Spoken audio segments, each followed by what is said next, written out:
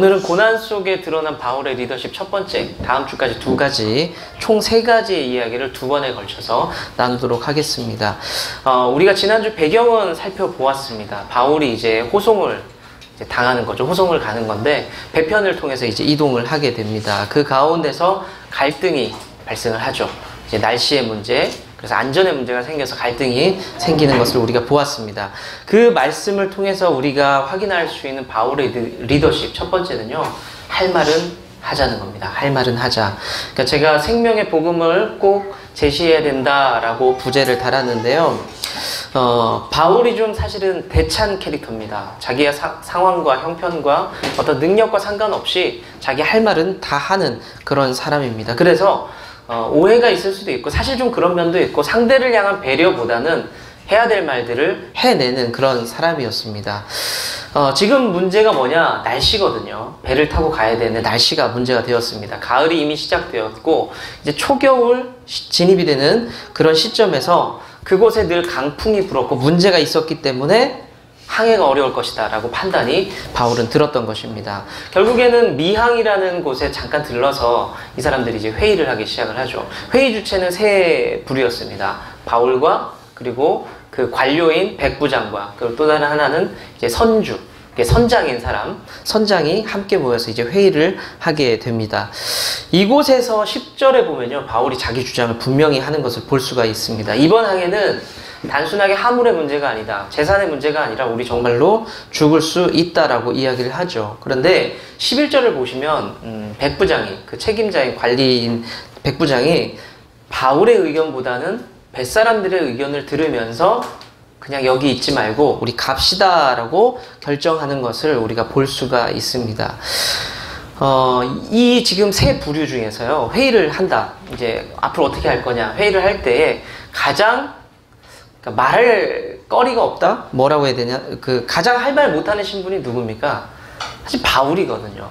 죄인 아닌 죄인 신분이기 때문에 가장 할 말이 없습니다. 그런데 가장 강하게 주장을 했죠. 더 가면은 우리가 죽을 수도 있다라고 이야기하지만 그 의견이 묵살됩니다. 어찌됐든 사도 바울의 태도는 뭐냐면 자기의 신분과 상황과 환경에 굴복하지 않고 자기 할 말을 분명하게 하는 사람이었습니다. 우리의 인생을 흔히 말하는 폭풍 속의 항해라고 볼 수가 있습니다. 그런데 우리는 거기에 하나를 더 장착을 하죠. 믿음을 선택한 항해라고 볼 수가 있습니다. 우리의 인생의 상당의 고민이 뭔가요? 먹고 사는 문제도 있을 수 있고 인간관계 문제, 환경의 문제들이 사실은 상당히 인생에 고통을 주고 고난을 주고 무게를 주는 것도 사실입니다. 그렇지만 그것이 또한 우리의 삶의 발목을 잡는 것도 사실이에요. 먹고 사는 문제가 가볍다는 것도 아니고요. 인간관계의 문제가 가볍다는 것도 아닙니다. 하지만 그것들이 우리 신앙의 발목을 잡기도 합니다. 그래서 우리가 때때로는 그것 때문에 무능한 그리스도인으로 살아가는 경험을 우리는 할 수가 있습니다. 다시 한번 바울을 볼게요. 바울은 당당하게 신분의 어려움이 있음에도 불구하고 자기 의견을 개진을 합니다. 그리고 다른 사람들은요, 주변 환경들을 봤죠. 짐이 위험할 거냐 아니냐, 환경이 어떨 거냐, 여기 지금 머무르는 것이 좋을 거냐, 이렇게 손익계산을 하고 이런 상황이었지만 바울은 당당하게 이야기를 합니다. 그것이 문제가 아니라 그러다가 다 죽을 수 있다라고 망설이지 않고 이야기를 하면서 정신 번쩍 들게 합니다. 이 부분의 의미가 조금 사실은 있습니다. 자녀를 이미 키우셨던 분들은 공감을 할 수 있을 것 같은데요. 자녀를 키우다 보면 고민되는 부분이 있어요. 신앙적인 부분과 학업적인 부분, 진로와 신앙적인 부분이 갈등을 일으킬 때가 있습니다. 여러분들은 그때 부부지간에 어떤 이야기들을 하세요? 적당히 타협을 할 수도 있고 한쪽에 어떤 결단을 분명히 하실 수도 있습니다. 하지만 저나 여러분들이 어떤 고민과 갈등 속에서 둘 중에 하나라도 혹은 우리 공동체 중에 누구 하나라도 정신이 번쩍 들 만한 이야기들을 할 수 있다면 참으로 좋겠습니다. 누구 하나가 현실에 타협하면서 이렇게 합시다 저렇게 합시다 할 때 우리가 오늘 바울처럼 여보 아니면 우리 누구 집사님 우리가 이러다가 본질을 잃어버릴 수 있습니다 라고 분명하게 이야기해 줄 수 있는 믿음이 우리 중에 하나 분명히 있어야 된다는 것입니다. 그런데 바울이 분명히 일침을 가했거든요. 따끔하게 정신이 번쩍 들게 죽을 수 있다라고 이야기를 했는데 사람들은 무슨 얘기를 하느냐? 편의만 얘기해요. 여기가 불편하다는 겁니다. 그러니까 빨리 어떻게 가면은 우리가 더 좋은 항구에서 겨울을 보낼 수 있다라는 이야기를 해요. 굉장히 우리의 인생과 흡사한 부분이 있지 않습니까? 우리 자녀가 고등학생, 이제 사실은 고등학생 자녀를 둔 학부형들이 가장 이 부분에 갈등이 생겨요. 우리 아이가 조금만 더 공부에 1, 2년만 더 집중한다면 대학 가서 하나님 앞에 영광을 돌릴 수 있을 거예요 라고 이야기할 때 부부가 그거에 합의를 할 수가 있어요. 하지만 여러분들 많은 교회의 권사님들이 그 결정 때문에 땅을 치며 울고 있다는 것을 기억할 필요가 있습니다. 1, 2년을 공부에 집중하고 그렇게 공부하라고 교회 빠져도 괜찮다라고 스스로 그렇게 합의를 했어요. 그런데 그 자녀가 대학에 가도 돌아오지 않아요. 결혼을 해도 돌아오지 않아요. 그러면서 많은 권사님들이 울고 있다는 거죠. 내가 그때 잘못된 선택을 했다라고 울고 있다는 것입니다. 이 부분을 통해서 이 선원들의 모습 그리고 그 공무원의 모습을 보면서 우리는 이 세상의 모습을 확인할 수 있습니다. 생명이 걸린 문제임에도 불구하고 사람들은 어떤 판단을 하느냐, 뭐가 더 편하냐, 뭐가 더 즐거우냐를 고민하고 결정한다는 것이죠. 여러분들 배를 만들 때에 저는 뭐 배를 안 만들어 봤지만 상식적으로 생각해 봐도요, 배를 만들 때의 기본기, 그러니까 구조와 안전이 중요합니까? 아니면 딱 들어갔을 때의 멋진 인테리어가 중요합니까? 우리 여자분들은 그래도 인테리어가 중요하겠죠. 우와, 타이타닉 같은 그런 모습이 좋겠죠. 그렇지만 보통 상식적으로는 가장 기본기가 중요합니다. 멋있는 보트가 있어도 거기에 구멍이 나 있다면 아무 의미가 없다는 것이죠. 또 다른 쉬운 비유를 들어볼까요? 아파트를 들어가야 될 때에 여러분들은 뭘 보시나요? 보통은 그 모델하우스라는 샘플링된 집을 가서 이렇게 살펴보죠. 옵션, 그래요. 옵션을 보죠. 예, 우리 아들의 간절한 기도 제목이 다음 집은 화장실 2개였으면 좋겠다는데 지금 머리 아파 죽겠어요. 네, 어찌됐든 간에 집을 볼 때에 이 집의 구조가 어떻게 돼 있고 뭐가 있고 이런 것도 너무 중요합니다. 하지만 더 중요한 것은 그 집이 점점 앞으로 시대가 그것에 더 강조점을 두는데 방진 설계가 되어 있느냐, 그리고 층간 소음이 잘 되어 있느냐, 방수의 문제는 없느냐, 기본기를 따져볼 필요가 있다는 거죠. 그런데 사람들은 그 본질보다, 기본기보다는 보통 편의와 눈에 보이는 것에 치우치게 되어 있습니다. 제가 유튜브 채널을 운영을 시작을 했습니다. 그런데 수많은 유튜브 채널을 운영하는 사람들 내용을 쭉 보다 보니까요, 중고차를 소개하는 유튜버들이 있어요. 그런데 한 사람이 이런 아주 중요한 말을 합니다. 클래스는 영원하다라는 말을 해요. 클래스는 영원하다. 근데 무슨 말이냐? 여러분들 아반떼가 있고요, 그랜저가 있습니다. 그런데 아반떼는 조금 신형이고 그랜저는 조금 구형이에요. 아반떼는 보니까 실내에 옵션이 너무 좋은 게 많아요. 여러분들 무엇을 선택하시겠어요? 가격은 똑같아요. 근데 이 유튜버가 뭐라고 얘기했냐면, 저라면 그랜저입니다. 왜냐하면 클래스는 영원하니까요. 절대 아반떼는 그랜저의 엔진을 뛰어넘을 수가 없습니다. 그만큼의 소음이나 그것을 잡아낼 수가 없어요 라고 하면서 소개하는 것을 봤거든요. 똑같아요. 여러분들이 그리스도인이에요. 저도 그리스도인입니다. 하지만 클래스가 있다는 겁니다. 세상을 바라보면서 적당히 조율하면서 내 삶을 거기에 맞춰가는 그리스도인이 있고, 내가 분명하게 말씀대로 살겠다, 내가 좀 어렵지만 손해하면서 말씀대로 살겠다라고 결단하는 그리스도인이 있다는 거예요. 이 둘은 놓고 봤을 때에 화려한 삶을 사는 사람이 이 사람일 수 있어요. 하지만 분명히 말씀드릴 수 있는 건 클래스는 영원하다. 클래스를 넘어갈 수가 없어요. 이 기본기를 갖춘 그리스도인을 넘어갈 수가 없다는 것입니다. 마태복음 22장에 보면요, 한 왕자가 결혼하는 스토리가 나옵니다. 그러니까 그 왕자의 아버지는 왕이겠죠. 왕이 자기 아들의 결혼을 시키면서 초대장을 돌립니다. 너무너무 기분이 좋아서 평소보다 더 많은 사람들을 초대를 하게 됩니다. 초대장도 돌리고 하인들을 시켜서 막 홍보를 하죠. 직접 모시러 가기도 합니다. 그런데 결과가 어떻습니까? 사람들이 거절합니다. 성경을 보면요, 이렇게 표기되어 있습니다. 각기 자기 갈 길로 갔다라고 되어 있습니다. 잔치를 거부하고 각자 가던 길을 갔다는 거죠. 장사하러 갔고 밭으로 갔다라고 성경은 기록하고 있습니다. 우리식으로 바꿔볼까요?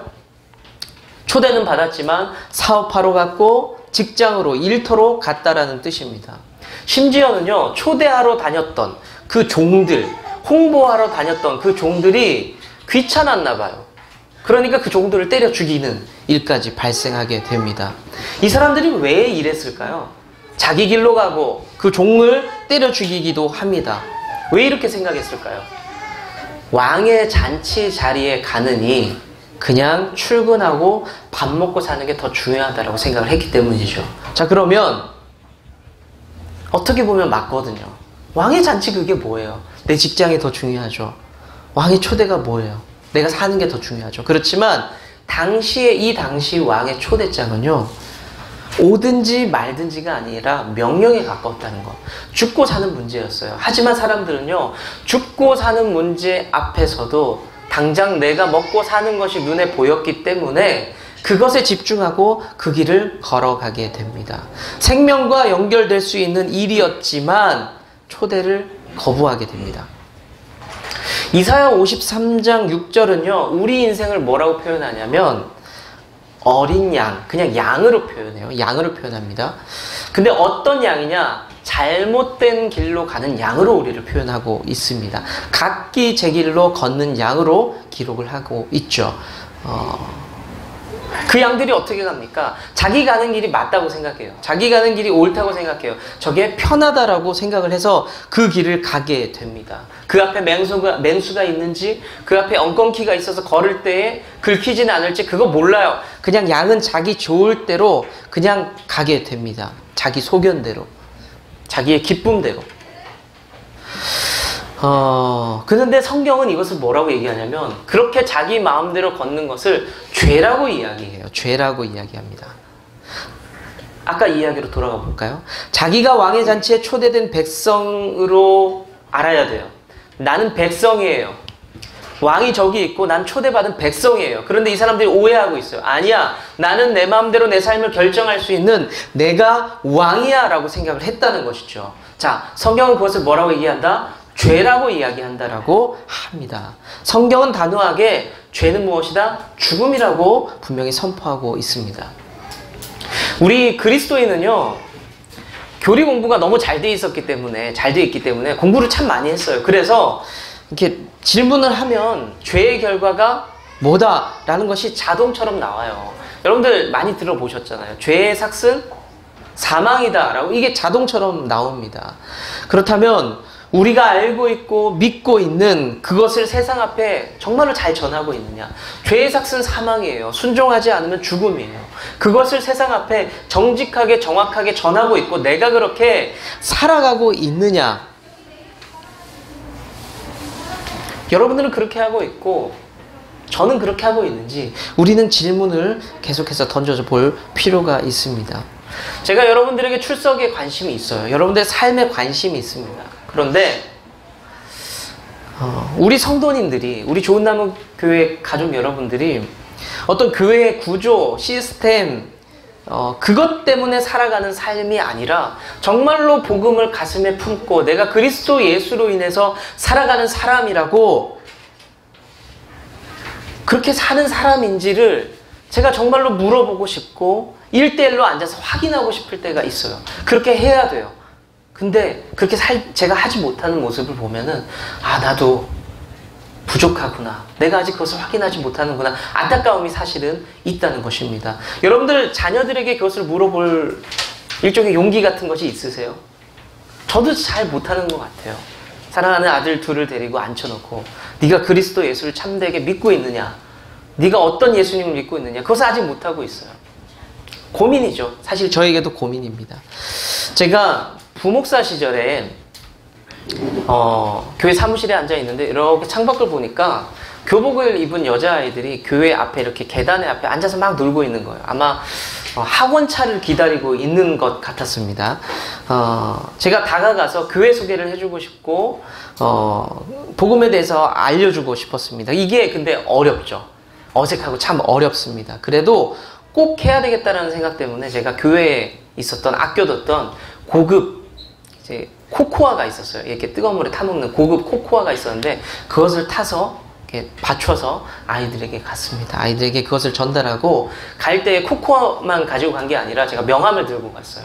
그래서 명함을 전달하면서 내가 여기 교회 목사님인데 나중에 언제든지 여기 놀고 있을 때 오고 싶을 때 저기 안에 들어와서 코코아 한 잔 마시면서 놀아도 돼, 괜찮아, 교회에 들어와도 돼 라고 이야기를 했었습니다. 그게 참 근데 그 과정이 참 어렵고 힘들어요. 저는 좀 얼굴이 좀 두꺼운 편이거든요. 뻔뻔한 편이에요. 그럼에도 불구하고 저는 그게 힘들어요. 그런데 과연 그 일을 여러분들은 얼마나 할 수 있을까요? 복음에 확신에 차신 분들은 하실 수 있죠. 하지만 대부분이 민망하고 부끄러워서 그걸 잘 못해요. 못하죠. 그런데 우리가 그것을 한번 하면서 그 한마디 때문에 어떤 친구는 영원한 생명을 얻을 수 있는 기회를 붙잡을 수 있다는 것을 우리는 기억할 수 있어야 됩니다. 내 체면만, 내 성향만 생각해서 말 꺼내기가 어려웠다면 우린 그 기회를 잃어버릴 수도 있다는 것이죠.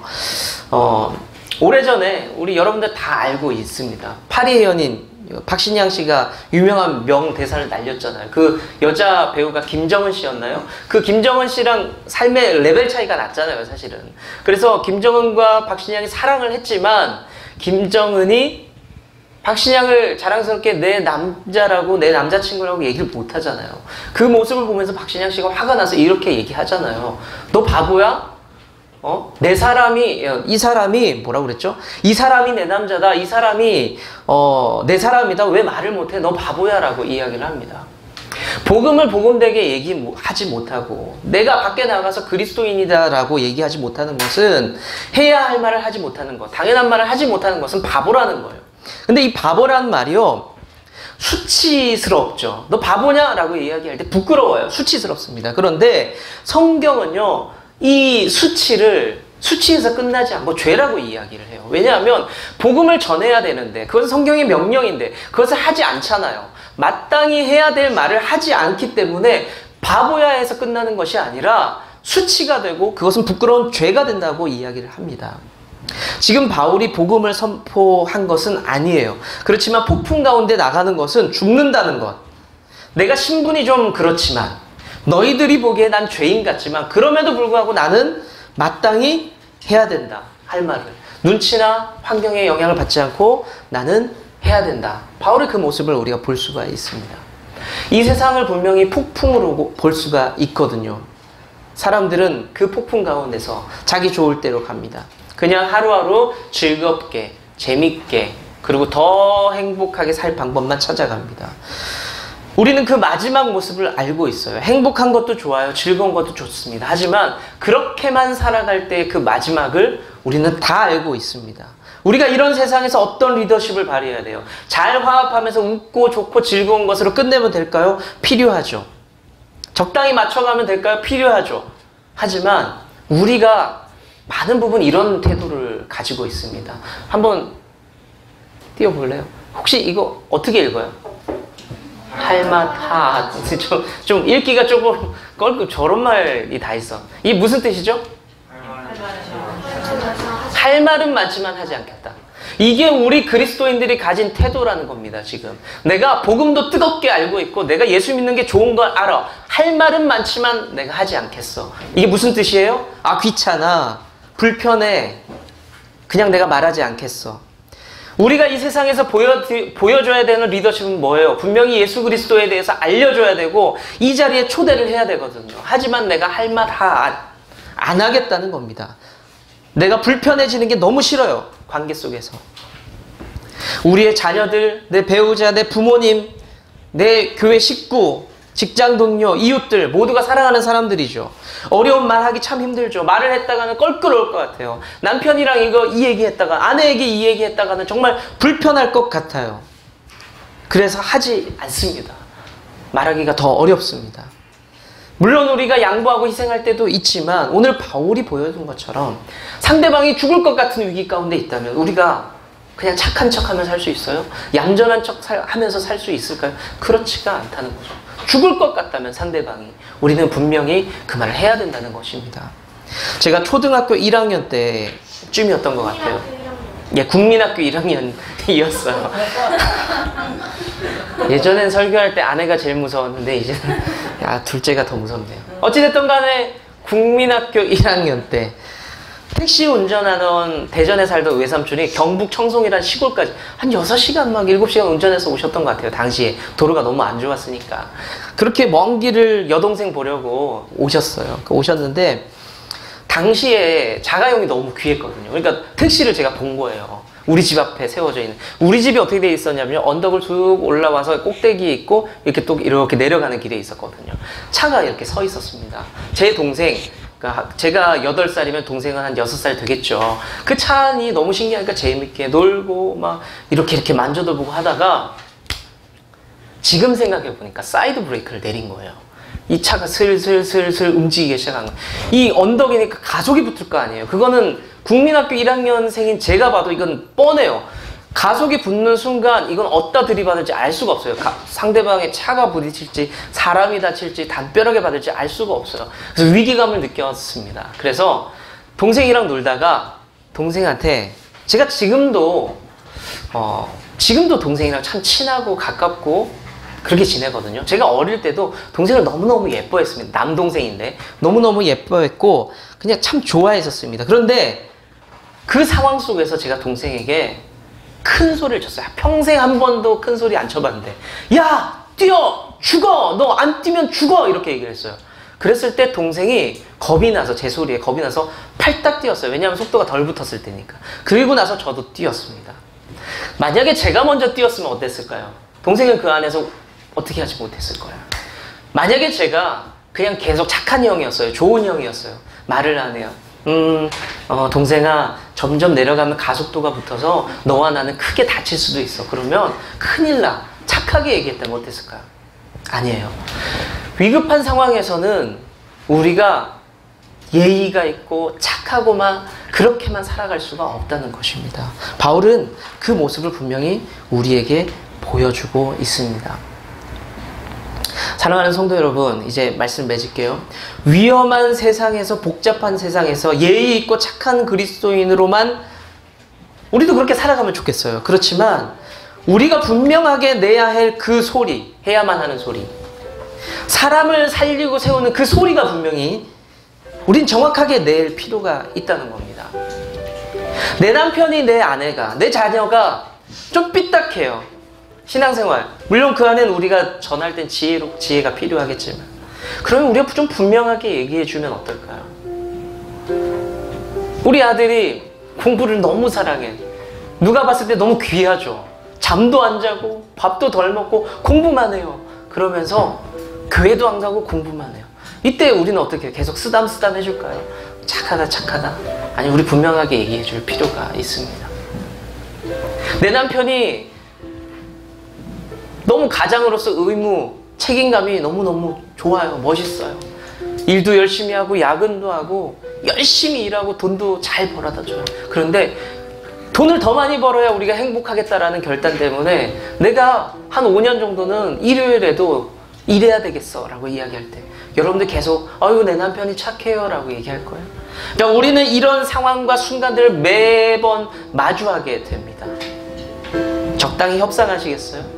아니면 단호하게 어떤 결단들을 하시겠어요?